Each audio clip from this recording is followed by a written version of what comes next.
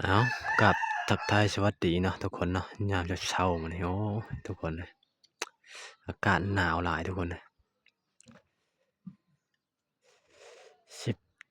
14-15 องศาทุกคนเลยเช้านี้เนาะมางานบุญทุกคนเลยมาเนี่ยทางพุ่นเนาะงานบุญ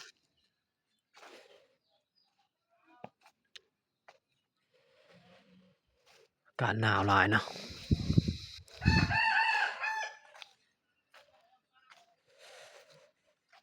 ท่านี้จะเป็น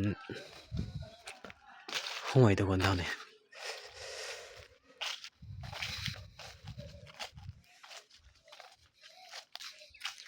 จะเป็นแม่น้ำเปียดเนาะทางนี้เนาะ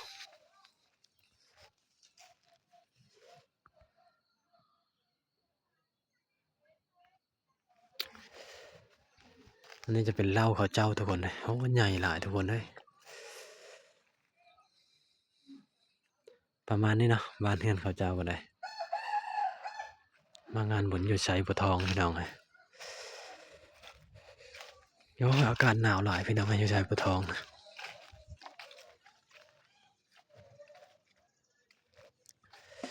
จะมีภูมีผาเนาะ